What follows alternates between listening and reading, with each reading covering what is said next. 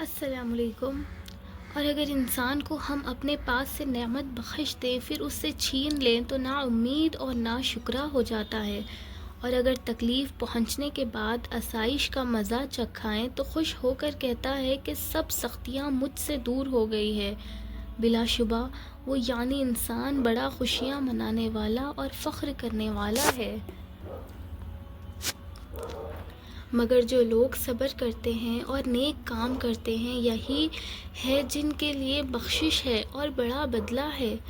تو شاید تم کوئی چیز چھوڑ دینا چاہتے ہو وہی میں سے جو تمہارے پاس آتی ہے، اور اس خیال سے تمہارا دل تنگ ہوتا ہے کہ کافر یہ کہنے لگیں کہ اس پر کوئی خزانہ کیوں نازل نہیں ہوا، یا اس کے ساتھ کوئی فرشتہ کیوں نہیں آیا۔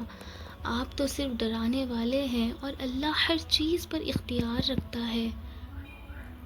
کیا یہ لوگ کہتے ہیں کہ آپ نے اس کو خود بنا لیا ہے؟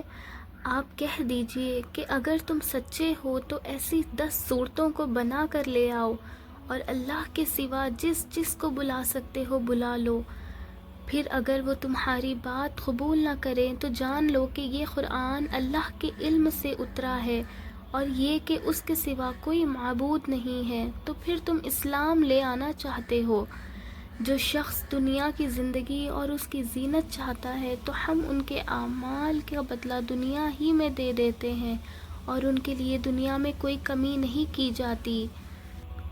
یہی ہیں جن کے لیے آخرت میں دوزخ کے سوا کچھ نہیں ہے، اور آخرت میں ان کے اعمال برباد ہوں گے، اور وہ جو کچھ کر رہے ہیں بے اثر ہے۔ کیا جو اپنے رب کی طرف سے ایک روشن دلیل پر ہو اور اس کے ساتھ ایک گواہ اسی میں موجود ہے، قرآن کا منکر اس کے برابر ہو سکتا ہے؟ اور اس سے پہلے موسیٰ کی کتاب ہے جو پیشوا اور رحمت ہے۔ ایسے لوگ قرآن پر ایمان لاتے ہیں، اور جو کسی دوسرے فرقے میں سے اس قرآن کا انکار کرے گا تو اس کا ٹھکانہ دوزخ ہے۔ تو تم قرآن سے شک میں مت پڑو جو تمہارے رب کی طرف سے حق ہے، لیکن بہت سے لوگ ایمان نہیں لاتے۔ اور اس سے بڑھ کر اور کون ظالم ہوگا جو اللہ پر جھوٹ گھاڑے۔ یہ لوگ اپنے رب کے سامنے حاضر کیے جائیں گے اور گواہ یوں کہیں گے کہ یہی تو ہے جو اللہ پر جھوٹ جھاڑتے تھے۔ سن لو کہ ظالموں پر اللہ کی لعنت ہے، اور جو اللہ کے راستے سے روکتے تھے اور اس میں کاجی نکالتے تھے اور وہ آخرت سے بھی انکار کرتے تھے، یہ لوگ زمین پر اللہ کو عاجز نہیں کر سکتے تھے، اور ان کے لیے اللہ کے سوا کوئی حمایتی بھی نہیں ہوا۔ ان کا دگنا عذاب ہوگا۔ یہ لوگ نہ سن سکتے تھے اور نہ دیکھتے تھے۔ یہ وہ لوگ ہیں جنہوں نے اپنے آپ کو خسارے میں ڈالا ہے، اور جو معبود تراش رکھے تھے وہ سب غائب ہو گئے۔